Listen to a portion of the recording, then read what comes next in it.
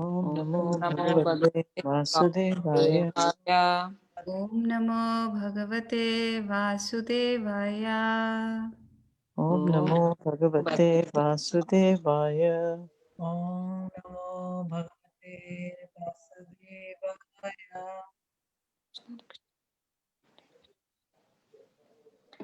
Do we share the screen for the verse, Prabhu, or ISKCON Connecticut can they share? You can share, Mataji, if you can. Otherwise, if you have some issues, then someone else can share. Okay, I'll share just for the repetition and then I can share screen. Okay.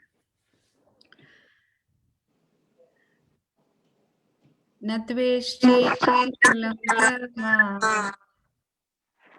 न द्वेष्टे न दृष्टे अकुशलं कर्म अकुशलं कर्म kushalenanusajjate कुशलेनानुसज्जते कुशलेनानुसज्जते त्यागी sattva त्यागी त्यागी सत्त्वसमाविष्टो सत्त्वसमाविष्टो मेधावी छिन्न संशयः. मेधावी मेधावी चित्त छिन्न संशयः। संशयः।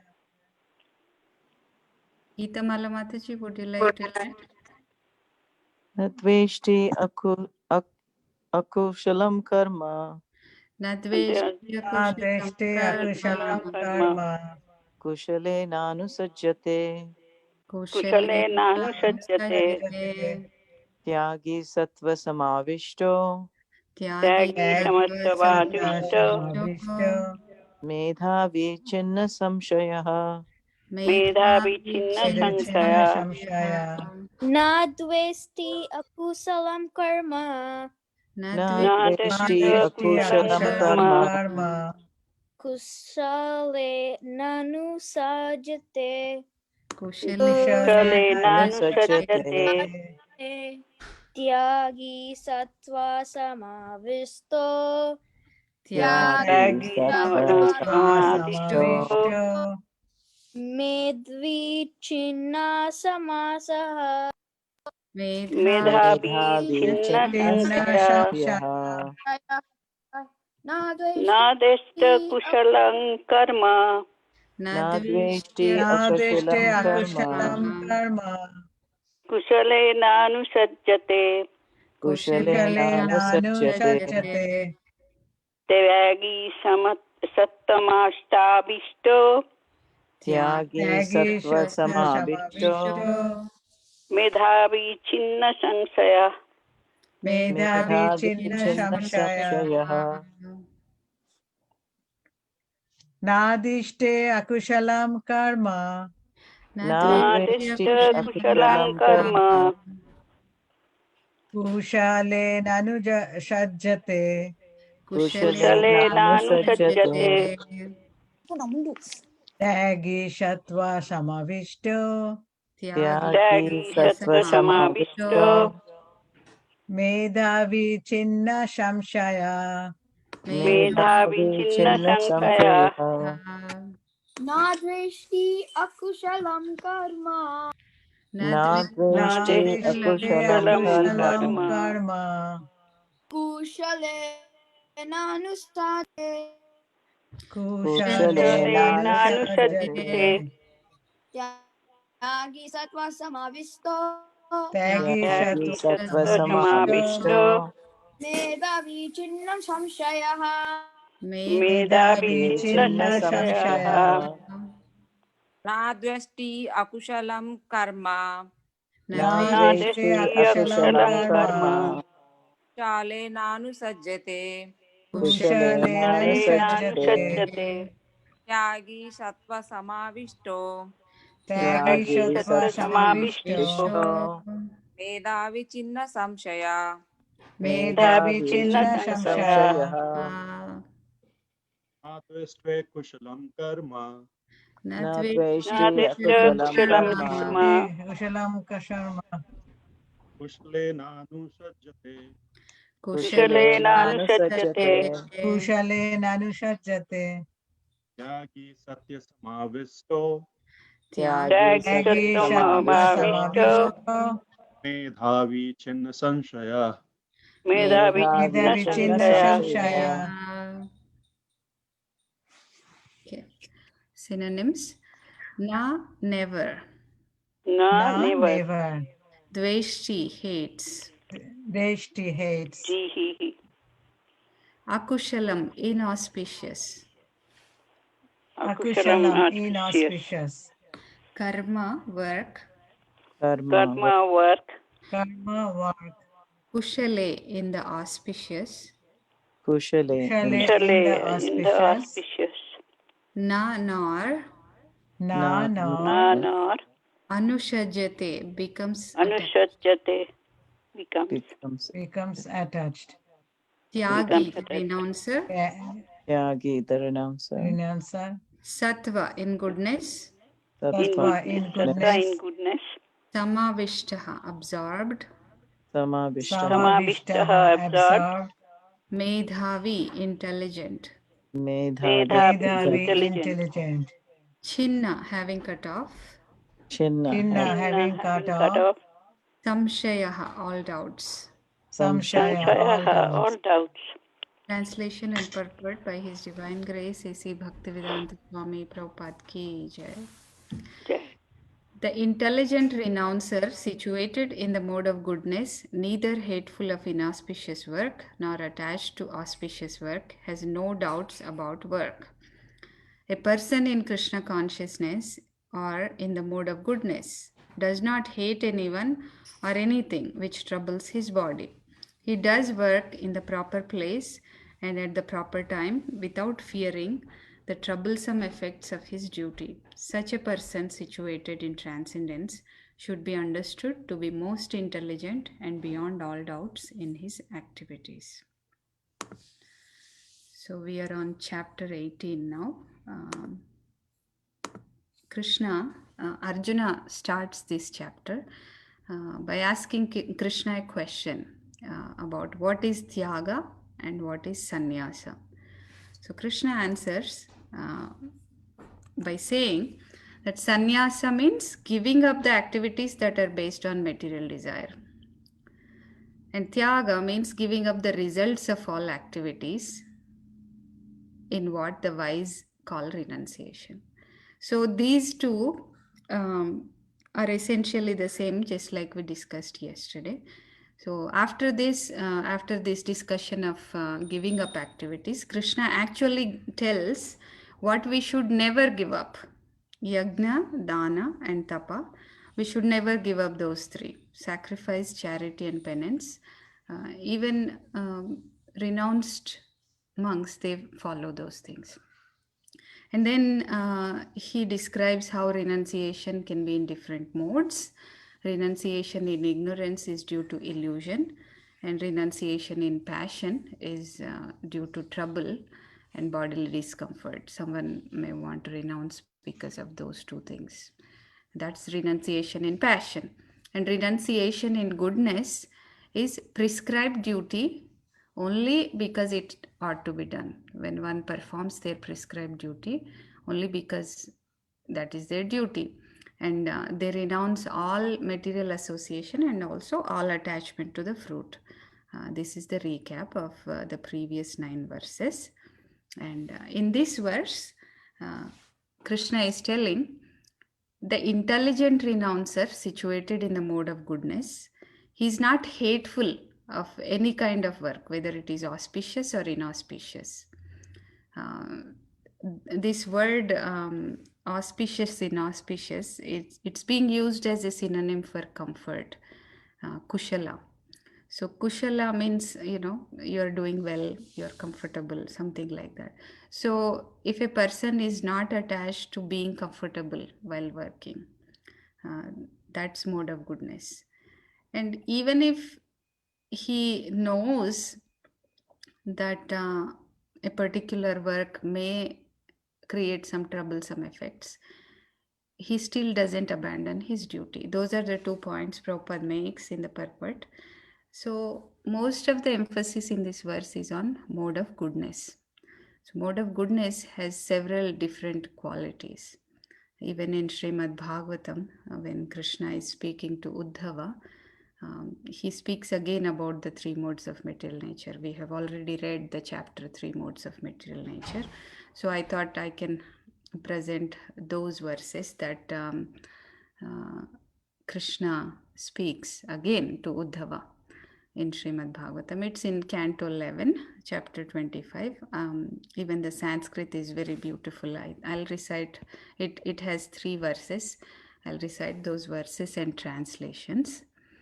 शमोदमस्ति तिक्षेक्षा तपःसत्यं दया स्मृतिः तुष्टिस्त्यागो स्पृहा श्रद्धा ह्रीर्दयादि स्वनिवृत्तिः. Mind and sense control, tolerance, discrimination, sticking to one's prescribed duty, truthfulness, mercy, careful study of the past and future, satisfaction in any condition, generosity, renunciation of sense gratification, faith in the spiritual master, being embarrassed at improper action, charity, simplicity, humbleness, and satisfaction within oneself are qualities of the mode of goodness. So out of all these, being embarrassed at improper action is what struck me the most, because that I don't think is mentioned in the Bhagavad Gita. So nowadays you see that people are proud of their improper activities, like if someone drinks or if someone does any abominable activity, they show it as something to be proud of, like, you know, going to Las Vegas and things like that, gambling and all those things. So this is the mode of goodness. So many qualities which are very nice qualities. And another verse is 11:25:16. यदा चित्तं प्रसीदेत इन्द्रियाणां च निवृत्तिः देहे भयं मनोसङ्गं तत्सत्त्वं विद्धि मत्पदम्. When consciousness becomes clear and the senses are detached from matter, one experiences fearlessness within the material body and detachment from the material mind.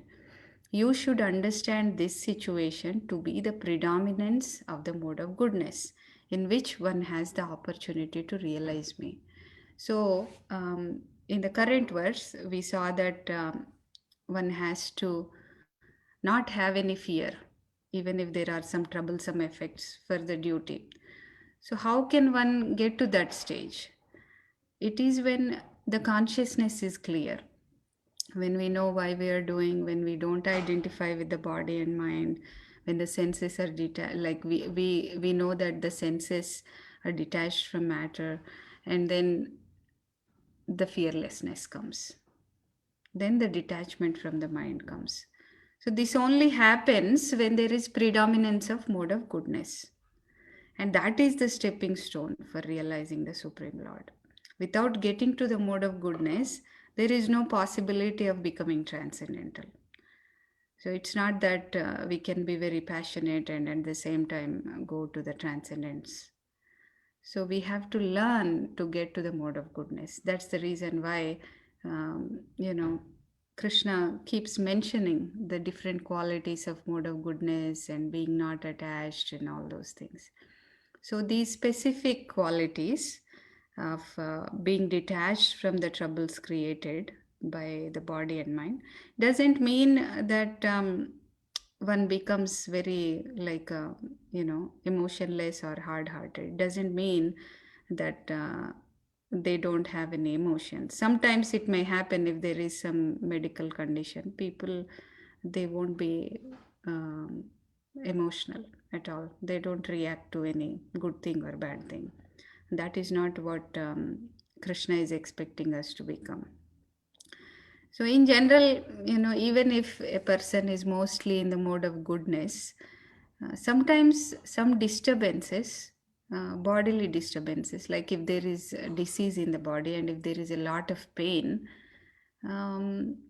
it may make a person very irritated.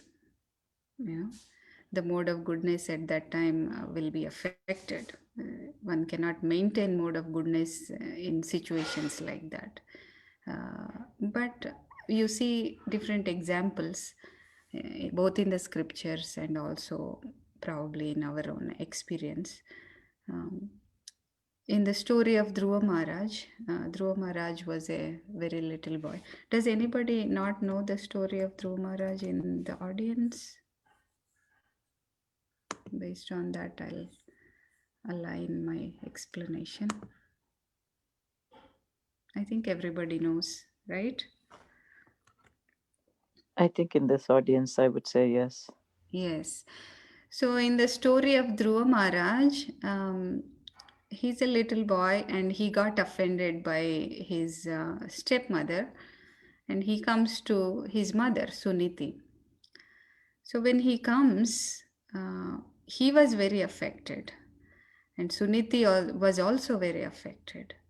But it doesn't deter her from her mode of goodness. She doesn't wish bad. Her consciousness is the same. Her consciousness doesn't go down. She doesn't become irritated or wish bad for Suruchi. She gives the proper advice. She's not affected. She gives the proper advice to Dhruva to go and take shelter of the Supreme Lord. She doesn't hate, and she tells Dhruva that people who do wrong things, they're already burning within their heart because of the sinful activity that they have committed. One may not go to the extra trouble of inflicting some more pain on them. They're already suffering. So she gives proper advice to Dhruva. That's one example of one who can tolerate the troubles created for the body or mind. And another example is Lord Shiva and Daksha. So Daksha, he walks into this assembly of all the demigods once. Everybody is sitting down, and Lord Shiva was there too. When Daksha walks in, because he's the Prajapati, he has elevated position in the universe. Everybody stands up. Even Lord Brahma comes down and greets him, shows him where he needs to sit. But Lord Shiva, he was in deep meditation and he doesn't stand up. So Daksha becomes very angry. He's so angry, but he kind of contains it until he sits. And as soon as he sits, he starts blaspheming Lord Shiva. Look at this, Lord Shiva. He has no proper etiquette. He doesn't even know that he needs to stand up when I come. I'm superior to him in position. That's what Daksha thinks. But Lord Shiva is superior to everybody else, even to Lord Brahma, although he seemingly appeared from Lord Brahma. So he doesn't have to stand up according to the etiquette also. But Daksha doesn't think so. Daksha thinks he is superior to Lord Shiva. So he goes on. He says, I gave my daughter to him. He accepted charity from me. So he needs to respect me. Actually, I didn't want to give my daughter to him. He's like so dirty. He's in all these crematoriums. He has ashes all over his body. He hangs out with all these rough people who are not very, proper or educated or well behaved. And look at him, he looks so ugly. Look at his eyes. My daughter, they're like monkey's eyes. And my daughter's eyes are like deer's eyes. She's so beautiful. I actually didn't want to give my daughter to Lord Shiva, but Brahma wanted that to happen. So I gave my daughter because he's so low. Lord Shiva is so low that he should not get any share in the oblations offered to the fire sacrifice. So whenever anybody does any fire sacrifice, there will be some share that goes to different demigods. So Lord Shiva hears all these things. He doesn't care if he doesn't get any oblations. He doesn't want to be involved in all the material things anyways. And it doesn't bother him. He doesn't take the insult to be a pain because he's detached from his mind. Whereas his other followers, that's the duty of the followers anyways. If we hear a blasphemy against Vaishnavas, there are some actions that are recommended for us. Either we walk away or we cut the tongue of the person who's blaspheming, and different things based on the time, place, circumstance, and the mode we are in and the varna we are in. So the followers get angry. But Lord Shiva doesn't get angry. He simply leaves. There will be cursing and counter cursing before he leaves, but he is not affected. He leaves. So this is the example of somebody whose Prabhupada almost equates being transcendental to being in the mode of goodness. He says in one place he says that either like being in transcendence or in the mode of goodness. Mode of goodness is the stepping stone, but very close to being transcendental. So Lord Shiva is transcendental, but he does exhibit this mode of goodness when it is time to exhibit it. When all these things happen, he's not affected. And also, the second point Prabhupada mentioned in the purport is this person who's intelligent,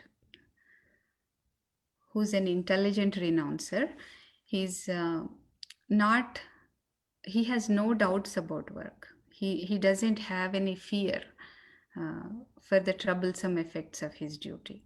So if we try to do something and if there are some troubles, the natural reaction is, oh, let me not do it because I don't want to go through those troubles. But an intelligent renouncer is not like that. So very good example for that is Srila Prabhupada. He has gone through so many troubles to execute the duty he was given by his spiritual master. He was happily engaged in his devotional service in Vrindavan. There was like guaranteed, he was guaranteed to go back to Godhead. There was no need for him to come to America. Even before coming to America, he had to go through so many things. His wife sells his entire Bhagavad Gita for her tea biscuits. And then he was kicked out of his building in Jhansi. He was trying to preach in Jhansi, and he was unfairly kicked out. He was paying rent for something. Somebody gave it to him for very less, and he was preaching to this very eminent personality's son. And that lady, she wanted him out of there, and she kind of devises a means to get him out of there. So he wasn't disappointed. Preaching is giving him troubles. He could have given up, but he doesn't give up. And then he finds the opportune moment to go to America, and the process, he gets it done. And then when he starts on Jaladuta on his voyage, he has severe seasickness. And then he also had to go through heart attacks. And then after a couple of heart attacks, he writes to Krishna that if one more heart attack is supposed to come, I'm not going to survive. And then he arrives here from Boston to New York. And the winters are very cold in New York. And he had to tolerate that also. And his typewriter is stolen once. So many things happened to Srila Prabhupada. There was every reason for him to give it up because of his age, because of all the troubles he's going through. His accent is not suitable for the Western audience. It's hard to understand his accent for them. And then he was chased by this drug addict, David, in the middle of the night. David was his roommate. And then he chases him out of his apartment, and he had to run for his life. So all these things happened. Does anyone want to share anything else that Prabhupada had to endure to do his duty?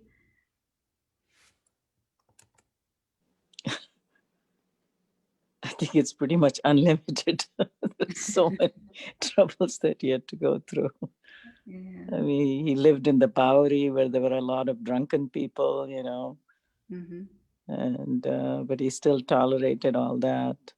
Mm. And I think one night, one of the people that he was living with was trying to kill him, and he had to leave the apartment and go to Mukunda's, I think, at that time. Mm.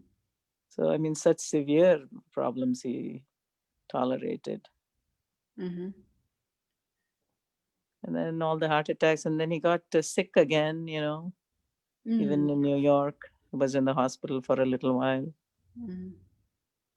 It was very nice. Actually, the doctor who came to see him at that time was not very reverential towards him. He didn't know he was a, guru and a swami, and his disciples were getting a little upset. And the doctor, I think, pretty much bluntly told him, the old man needs to walk. He's sedentary. He's not doing anything. And Prabhupada actually said, the doctor is right. And that's when he started doing those morning walks, after he got better. So he actually took the advice of the doctor, recognizing he was right, even though very bluntly said that. And he did all that to be healthy enough to preach again. Yeah. Yes. Anything else anyone wants to share about Prabhupada?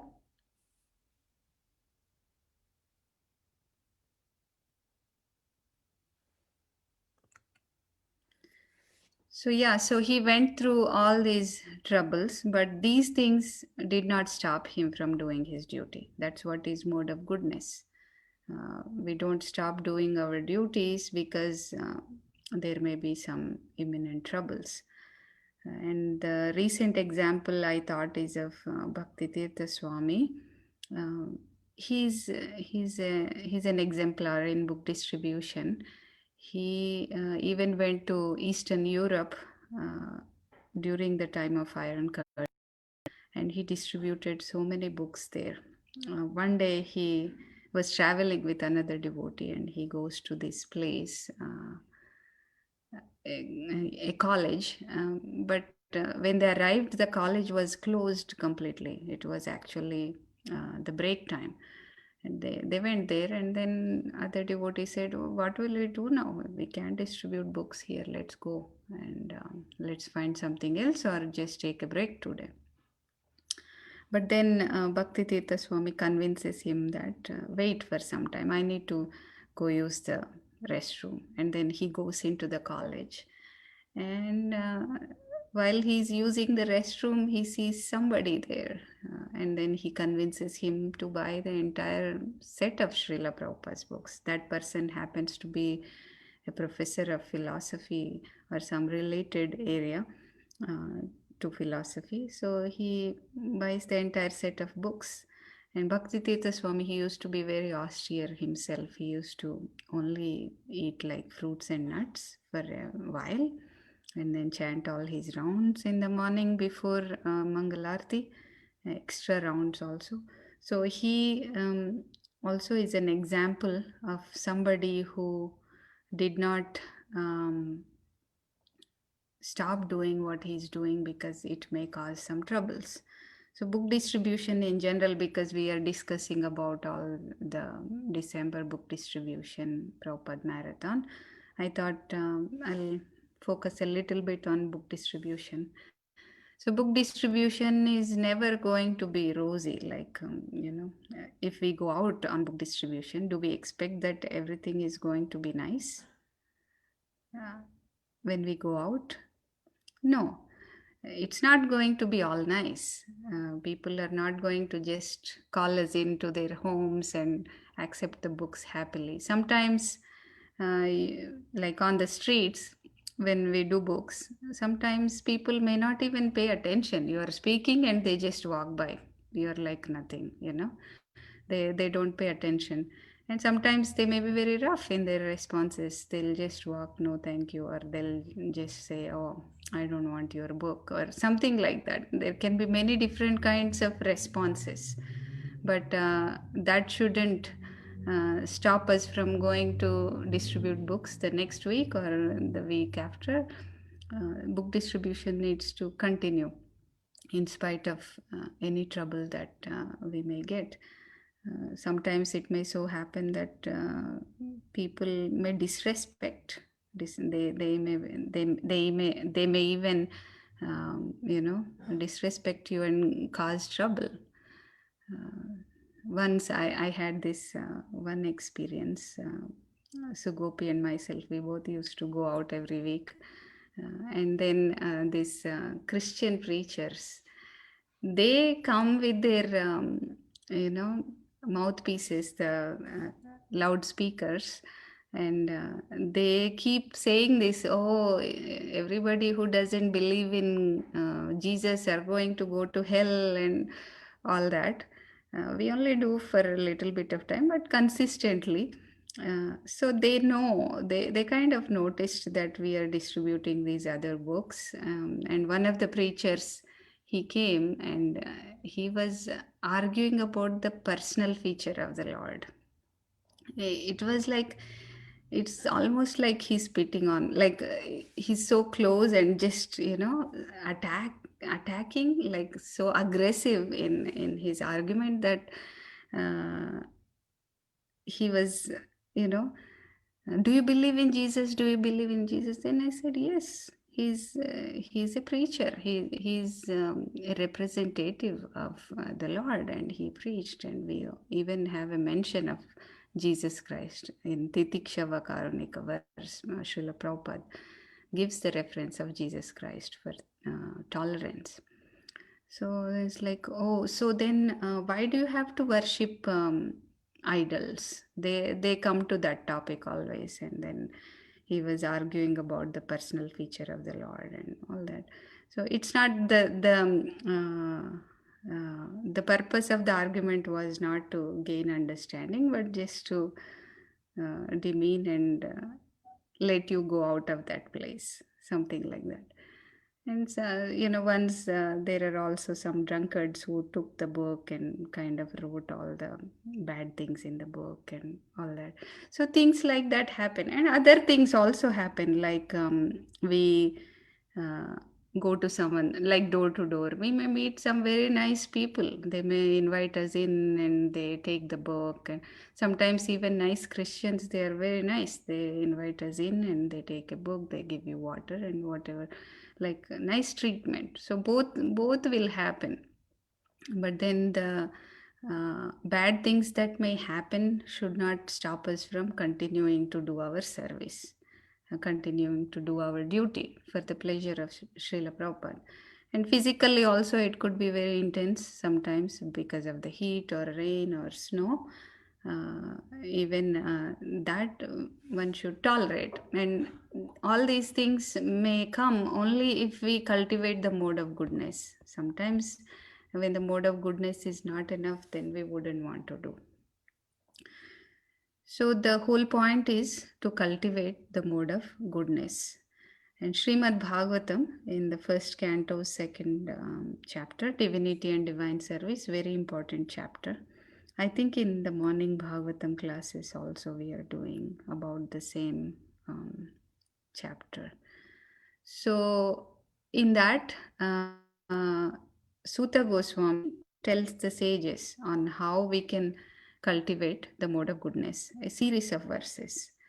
Those are also very important verses and memorization verses. So starting from text 16, he tells, Shushrusho Shraddhadanasya Vasudeva Katharuchi Syan Mahat Sevaya Vipra Punyatirtha Nishevanat. So in that verse, the meaning is we have to serve the devotees who are completely freed from all vice. When we do such kind of service, then we'll gain affinity for hearing about the Lord, about Krishna. So in general, we don't have that much affinity, general public, to hear about Krishna. But I'm very happy to be in association of all of you who have such great affinity to hear Bhagavad Gita and Srimad Bhagavatam. It's a complete program, even online. And the next verse says, when we hear those verses, when we hear those messages of Krishna, when we hear about Krishna, then the super soul within the heart, he cleanses all our desires for material enjoyment. So the verse for that is Shrunvatam Swakata Krishna Punya Shravana Kirtanaha Hridyantasto Bhadrani Vidunoti Suhritsatam. And by doing this hearing continuously like this, by attending classes in Srimad Bhagavatam and by rendering service to pure devotees, one day everything that is troublesome in the heart will be destroyed. At that time, the loving devotional service for the Lord is established in our heart. Until then, it's mixed. It's not completely for the Lord. You know, we do certain things for ourselves and certain things for the Lord. We may not realize it also. Sometimes we may not even realize what kind of impurities we may have in the heart.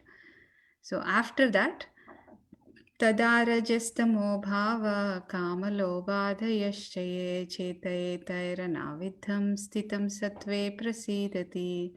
So when this irrevocable loving service is established, that's when the passion and ignorance, such as lust, desire, and hankering, they disappear from the heart. That's when we become stitam satve. We will become completely established in goodness. Then we'll become completely happy. So this is the way to become completely happy. This is the way to be established in the mode of goodness. So that's all I have for today. Now we'll open up for questions and comments for devotees.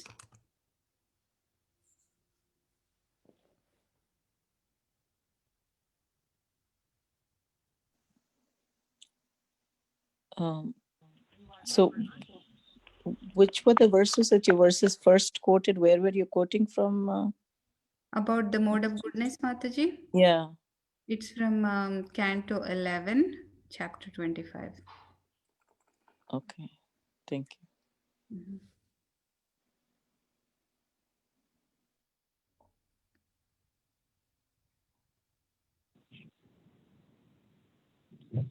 Hare Krishna, Mataji. Please accept my humble obeisance with all Guru Srila Prabhupada. Mataji, I have two questions. First question, Mhm. my understanding is that if you are above, beyond the mode, three modes of material nature, goodness, passion, or ignorance, then you can be situated in spiritual realm. So is this a correct understanding? Yes, yes. Okay. My second question is then how come Lord Shiva, who has a spiritual, he is a part of a spiritual realm, how come he is prominent in the mode of ignorance? Because shouldn't he be beyond the three modes? So that's where I wanted some guidance or understanding. Thank you. He's not prominent, like he himself is not in the mode of ignorance. He's the in charge of the people in the mode of ignorance. And he has to perform that activity of destruction, and that's also that activity gets classified into the mode of ignorance.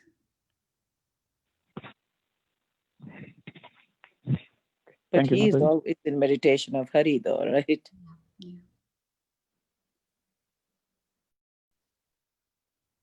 Sometimes, you know, a prison in charge is the in charge of prison doesn't mean he has the same qualities as the prisoners that are in the prison.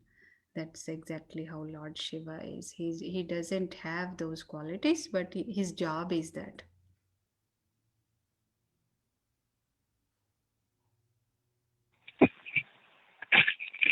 Thank you, Mataji. Okay.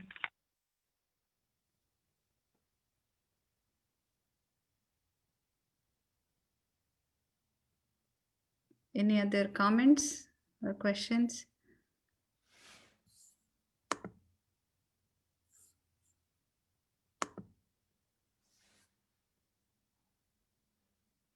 Okay, if there is nothing else, we can end today's session here. No, I do have one question. So you said, how do you come to that point of fearlessness? It says that without fear and without doubts in this verse, right? Yes, that fearlessness comes when the senses are detached from matter. Means we have complete control over the senses, and the soul is detached from the mind. You know, fear is because of attachment. Attachment is what gives fear. Attachment is the cause of fears. Suppose, you know, if you analyze any fear we may have, I may be fearful that, you know, because of past experiences. One maybe is fearful of losing something, like I am fearful of not having proper health for Sugopi because of all the past experiences I may have, because I am attached to her body. I think she is only existing in her body, and I am connected to her because of her body. So I'm attached to that particular aspect, which is not reality. You know, she's a spirit soul and she's a servant of Lord, and the Lord is her well-wisher more than I am. But because I am attached to this bodily conception of she's my daughter, I have this fear of But we do have a duty towards each other, and precisely because we've been put together, right, by the Lord. yes, yes. We do have a duty. You know, I had to go through very hard time when she was a little because of her health. And then at one point of time, I realized that this is not, the duty is to give Krishna consciousness to her. That is the duty Krishna has given us. And we do our duty, but the results are not up to us. I mean, we do the duty of caring for their well-being in this case, and there are other duties at other times, but the results we cannot expect.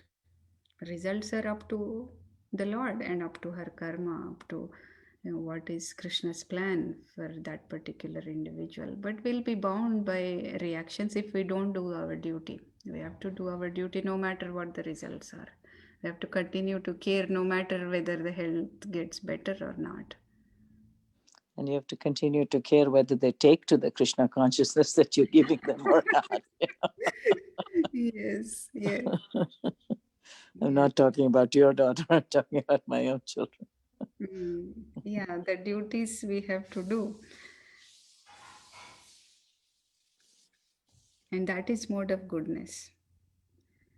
Continuing to do. It's very hard. You know, for people in the mode of goodness, it's easy. They do it and they forget about it. But if we are not in the mode of goodness, to cultivate it initially, to get rid of that attachment is hard. But once we get to that realization, then we can act on that same realization. Yeah, it is true. Attachment is what causes the fearfulness, you know. You don't want to leave your familiar circumstances. Yeah, and we think we are this body. We think we are our mind. If, you know, we are attached to maintaining a peaceful setting for our mind also. We don't want to be disturbed or harassed or insulted and things like that, you know, because we think we are the mind. Whereas for a pure devotee, nothing matters, like Lord Shiva. He did not take too much time to forgive Daksha after everything happened. It came up to the point where Sati, Lord Shiva's wife, had to take her own life. Even after that, it didn't take much time for Lord Shiva to forgive Daksha, because he doesn't identify with the mind, with the miseries that the mind creates, you know.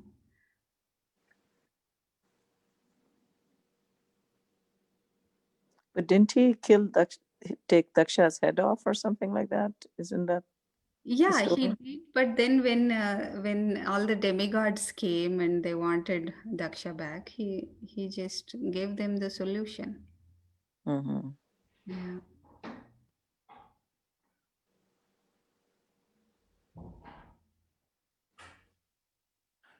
It's like their Sati's and Lord Shiva's reactions are reactions that a devotee has to show when a devotee is offended. But other than that, they are not attached to that particular reaction. Sometimes if we do a certain activity, we kind of defend it for a very long time. We want to stay on that platform for a very long time. That's the difference between us and a pure devotee. Like even when Prabhupada chastises somebody, immediately he can be nice to that person, the very same person, identifying with the mind. He did what is supposed to be done, and the next moment he is detached from it. Sometimes, in some places in India, two families for generations they'll continue their enmity. They'll kill each other and they'll plot against each other, mostly political families. So this is the extreme example of the other side, and the pure devotee is the example on this side. He doesn't keep anything related to the mind. All the mental activities do not affect him. He's detached from those mental activities. That's how he can be fixed like that in consciousness. I know it's hardest to give in, I think, when you think you're being unfairly treated. Yes, the mind fights back, but this Yeah, you're being unfair. I didn't do it. yeah, I'm not at I mean, we have examples of Haridas Thakur, but still, if you're unfairly treated, we cannot give in. Yes, that's also a very good example, Haridas Thakur.